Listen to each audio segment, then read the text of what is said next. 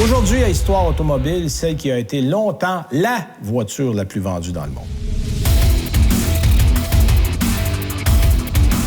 Si je vous dis le nom d'Adolf Hitler, vous allez probablement deviner tout de suite de quelle voiture il s'agit. Évidemment, on parle de la Beetle, qui a été pendant longtemps la voiture la plus vendue au monde.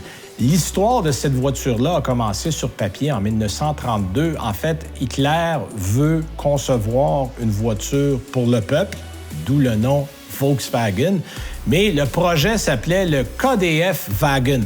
En fait, excusez mon allemand, là, KDF, c'était pour Kraft Deutsche Freude, en fait, qui était une division loisir du front de travail nazi, en fait, qui se traduit en français par la force, par la joie. Vous imaginez un peu. Donc, c'était le KDF-Wagen, qui est devenu plus tard la voiture du peuple, donc Volkswagen, et le nom est resté. Et contrairement à la croyance populaire, ce n'est pas Hitler qui a contacté Porsche pour fabriquer la voiture, mais c'est plutôt l'inverse. En fait, Porsche, au début des années 30, comment on pourrait dire ça poliment, tombe sur le chômage. On pourrait dire ça comme ça.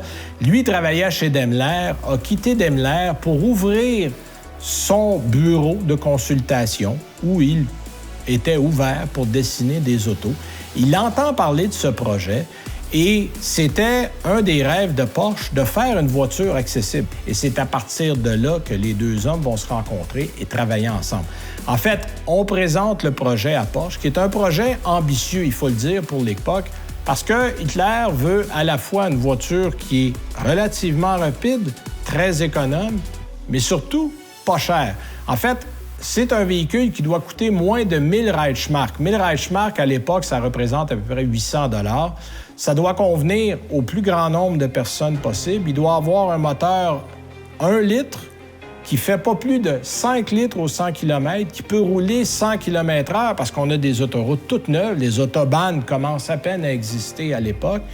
Et on doit être capable de loger 4, voire 5 personnes, et le poids maximal doit être de 600 kg. Alors, vous voyez un peu la commande, et on ne donne pas un an, ou à peine un an, à Porsche pour réaliser le projet. On veut avoir un produit intéressant, moderne, dans très peu de temps.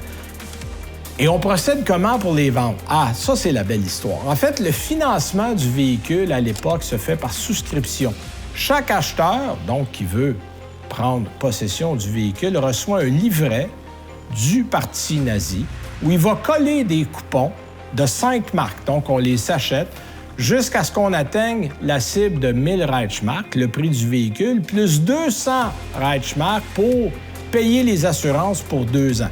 Et il y a quand même 300 000 foyers allemands qui vont mettre leurs économies dans le projet, mais ils vont se faire un peu flouer parce que dès 1938, on prépare la guerre du côté de l'Allemagne et on va détourner l'effort de guerre que fournissait KDF-Wagen pour aller littéralement servir l'armée.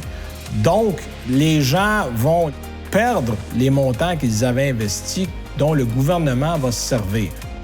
Une fois que Porsche a eu sa réunion avec Hitler, il s'est rapidement mis au travail. En fait, il a même fait un voyage du côté de l'Amérique.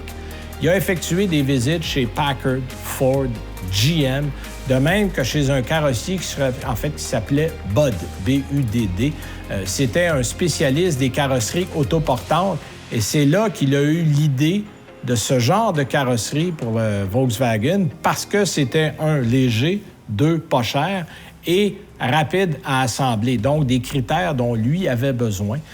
Et il va terminer des prototypes dès 1935-36 et de façon, je dirais, artisanale. Ils ont entamé plusieurs essais. En fait, on met des voitures au service de l'armée qui vont rouler jusqu'en 1938 plus de 2,4 millions de kilomètres. C'est le fils de Ferdinand Porsche, Ferry Porsche, qui va être responsable du projet.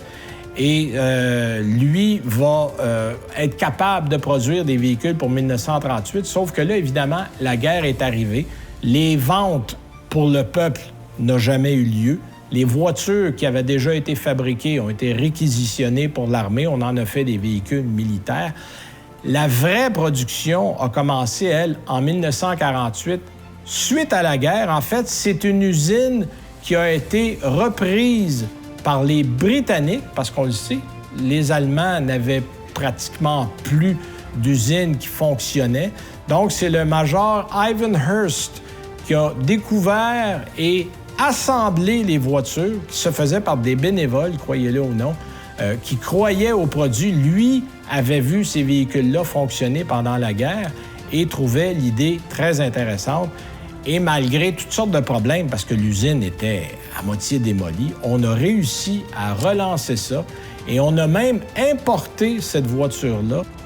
Donc, dans l'après-guerre, dans les années 60-70, c'est une voiture qui a littéralement conquis les cœurs de plusieurs pays. Rappelez-vous, le Flower Power, les beatniks, ça a été, je dirais, ce qu'on appelait la Volkswagen 2 ou le fameux microbus, les Westphalia. Ça a été un très grand succès.